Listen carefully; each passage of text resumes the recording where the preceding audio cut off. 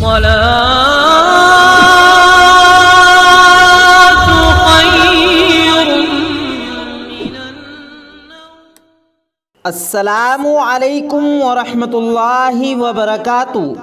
عزیز دوستو، رمضان کا مہینہ آ رہا ہے، بلکہ بہت زیادہ قریب پہنچ گیا ہے۔ اس کی برکتیں اسی بندے کو ملیں گی جو اس کی چاہت کرے گا، اس کا انتظار کرے گا۔ رمضان کے انتظار کی ایک صورت یہ بھی ہے کہ ہم اس کے چاند کو دیکھنے کا اہتمام کریں۔ یہ حضور پاک صلی اللہ علیہ وسلم کی سنت ہے۔ آپ صلی اللہ علیہ وسلم بڑے اہتمام کے ساتھ چاند دیکھا کرتے تھے۔ اپنی امت کو بھی یہ تعلیم دی کہ چاند کو دیکھنے کا اہتمام کرو، کیونکہ چاند جب ہم دیکھیں گے تبھی ہم روحوں والی عبادت پوری کر سکیں گے، تبھی بھی تو ہمیں پتہ چلے گا کہ اب رمضان شروع ہوا ہے۔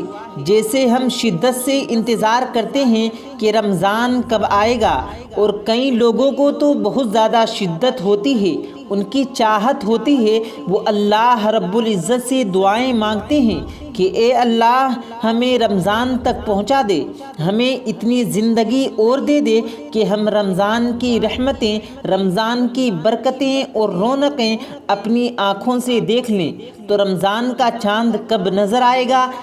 اگر آپ رمضان کا چاند دیکھنا چاہتے ہیں تو آپ کے لیے 2 دن ہیں، یا تو شعبان کی 29ویں تاریخ کو دیکھنا پڑے گا، اور اگر 29 کو نظر نہیں آیا تو پھر شعبان کی 30 تاریخ کو دیکھیں گے۔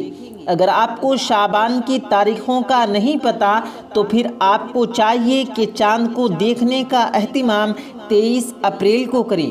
23 اپریل کو شعبان کی 29 تاریخ ہے۔ 23 اپریل کی شام کو آپ دیکھیں۔ اگر آپ کو چاند نظر آ جائے تو اللہ تعالیٰ سے دعائیں مانگیں، اور اگر نظر نہیں آتا، یہ اعلان ہو جاتا ہے کہ چاند نظر نہیں آیا، تو پھر آپ کو چاہیے کہ 24 اپریل کو چاند کو دیکھنے کا اہتمام کریں۔ 24 اپریل کو تو نظر ضرور آئے گا، کیونکہ چاند کی 2 ہی تاریخیں ہوتی ہیں، یا تو یہ 29 تاریخ کو نظر آتا ہے یا 30 کو نظر آتا ہے۔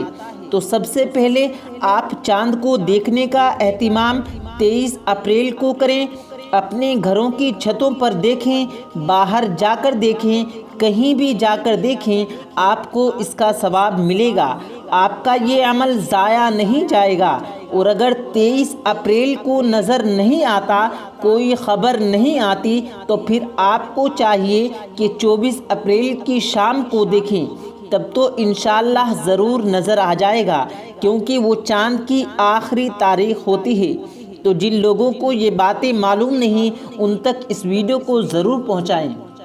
دوستو، اب ہم آپ کو بتاتے ہیں 3 ایسے لوگوں کے بارے میں جو زنا کر کے بھی بے قصور ہوتے ہیں، یعنی کہ اگر وہ زنا بھی کریں، اگر ان کے ساتھ زنا بھی ہو جائے، تب بھی اللہ تبارک و تعالیٰ ان کے گناہ کو نہیں لکھتا۔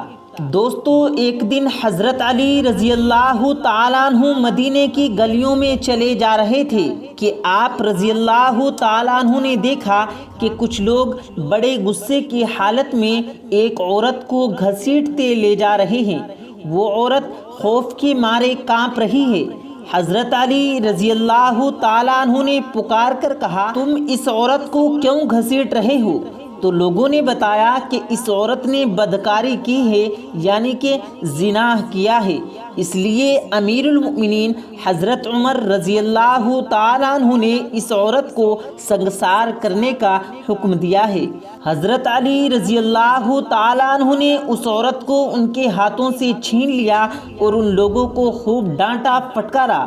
چنانچہ وہ لوگ حضرت عمر رضی اللہ تعالیٰ عنہ کے پاس واپس گئے اور حضرت علی کے بارے میں بتایا کہ انہوں نے ان کے ساتھ ایسا سلوک کیا ہے۔ حضرت عمر بن خطاب فرمانے لگے کہ حضرت علی نے ضرور کسی بات کے معلوم ہونے پر ایسا کیا ہوگا، جاؤ ان کو میرے پاس بھیجو۔ حضرت علی غصے کی حالت میں تشریف لائے تو حضرت عمر نے ان سے پوچھا، آپ نے ان لوگوں کو کیوں واپس کر دیا اور ان کو اس بدکار عورت پر حد پار کرنے سے کیوں روکا؟ تو حضرت علی نے فرمایا کہ اے امیر المؤمنین، کیا آپ نے رسول کریم صلی اللہ علیہ وسلم کا یہ ارشاد نہیں سنا کہ آپ صلی اللہ علیہ وسلم نے فرمایا 3 طرح کے لوگوں سے قلم اٹھا لیا گیا ہے، یعنی وہ بے قصور ہیں اگر وہ خطا بھی کرتے ہیں۔ نمبر 1، سونے والا آدمی یہاں تک کہ وہ بیدار ہو جائے، یعنی اگر وہ سو رہا ہے جب تک اٹھ نہ جائے۔ نمبر 2، نابالغ جب تک کہ وہ بالغ نہ ہو جائے۔ نمبر 3، پاگل آدمی جب تک کہ وہ باہوش نہ ہو جائے، یعنی کہ پاگل ہے تو جب تک اسے ہوش نہ آ جائے تب تک وہ اگر قصور بھی کرتا ہے تب بھی وہ بے گناہ ہے۔ حضرت عمر رضی اللہ تعالیٰ عنہ نے فرمایا کہ ہاں، میں نے یہ ارشاد نبی صلی اللہ علیہ وسلم سنا ہے۔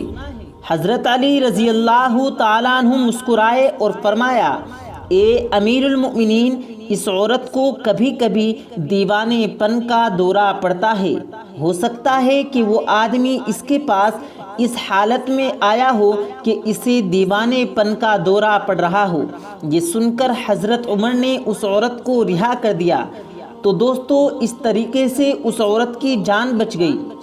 دوستو، اب ہم آپ کو بتاتے ہیں 3 ایسے وقت کے بارے میں جن کے بارے میں حضرت علی رضی اللہ تعالیٰ عنہ نے فرمایا کہ جو بندہ ان 3 وقتوں میں اپنی حاجت اللہ رب العزت کے سامنے رکھتا ہے اور اپنی ضروریات کا سامان اللہ پاک سے مانگتا ہے، چاہے وہ اولاد ہی کیوں نہ مانگے یا پیسے یا پھر مال و دولت ہی کیوں نہ مانگے، اللہ پاک اس کو ان 3 وقتوں میں جو بھی وہ مانگتا ہے، جو بھی ضرورت اللہ پاک کے سامنے رکھتا ہے تو اللہ پاک اس کو ضرور عطا فرماتے ہیں۔ اور دوستو، دوسری بات، ہم آپ کو ایک ایسا وظیفہ بتائیں گے کہ اگر 11 دن تک رات کو آپ اس وظیفے کو کرتے ہیں تو انشاءاللہ آپ کی ہر حاجت پوری ہوگی اور آپ کے گھر میں خوب خیر و برکت ہوگی اور اللہ رب العزت کی غیب سے مدد آئے گی اور برکت ہی برکت اور رحمت ہی رحمت ہوتی ہوئی آپ کے گھر میں نظر آئے گی۔ تو دوستو، وہ 3 وقت کون سے ہیں؟ آئیے ہم آپ کو بتاتے ہیں۔ دوستو، ایک شخص حضرت علی رضی اللہ تعالیٰ عنہ کی خدمت میں آیا اور کہنے لگا، یا علی، وہ کون سا وقت ہے کہ جب بھی میں دعا مانگوں تو فوراً قبول ہو جائے؟ تو حضرت علی رضی اللہ تعالیٰ عنہ نے فرمایا، اے شخص، میں نے اللہ کے رسول صلی اللہ علیہ وسلم سے سنا ہے کہ 3 موقع ایسے ہوا کرتے ہیں جن میں اللہ اپنے بندوں کی دعا کو رد نہیں کرتا۔ اس شخص نے پوچھا، یا علی، وہ کون سے 3 لمحے ہیں؟ تو حضرت علی رضی اللہ تعالیٰ عنہ نے فرمایا، نمبر 1، جب انسان کا جسم کانپنے لگے اور تھر تھرانے لگے، اس وقت مانگی گئی دعا اللہ رد نہیں کرتا۔ نمبر 2، جب دل میں اللہ کا ڈر ابھرنے لگے، اس وقت بھی انسان اگر کوئی حاجت اللہ رب العزت سے مانگتا ہے تو اللہ اس کی حاجت کو ضرور پورا کرتا ہے۔ اور نمبر 3، جب انسان کی آنکھیں نم ہو جائیں تو اس وقت میں مانگی گئی دعا کو بھی اللہ رد نہیں کرتا بلکہ ضرور قبول کرتا ہے۔ اور یاد رکھنا، ان 3 حالتوں میں انسان کائنات کی جو بھی چیز مانگے وہ اسے ضرور ملتی ہے، چاہے وہ صفا مروہ کے پہاڑ کے برابر سونا چاندی اور ہیرا ہی کیوں نہ ہو۔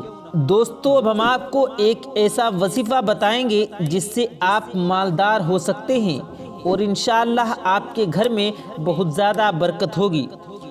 دوستو، وظیفہ یہ ہے، آپ کو 11 دن تک اللہ تعالیٰ کا یہ مبارک نام یا رزاق کہ اے اللہ، میری مالی پریشانی دور کر دے، مجھے زیادہ سے زیادہ روزی دے دے اور حلال روزی دے دے۔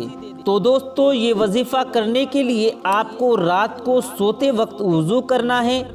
وضو کرنے کے بعد جب آپ بستر پر لیٹیں تو داہنی کروٹ سنت طریقے پر آپ کو لیٹنا ہے پھر لیٹنے کے بعد آپ کو اپنی حاجت دل میں رکھ کر یا رزاقو کو 101 مرتبہ 11 دن تک پڑھنا ہے، اور ہر رات اسی طریقے سے وضو کر کے ہی پڑھنا ہے۔ انشاءاللہ تعالی کچھ ہی دنوں کے اندر آپ کی ہر حاجت پوری ہو جائے گی، اور اللہ کی مدد غیب سے آپ کے گھر میں آئے گی۔ اللہ کی رحمت اور برکت آپ کے گھر میں برسنے لگے گی انشاءاللہ۔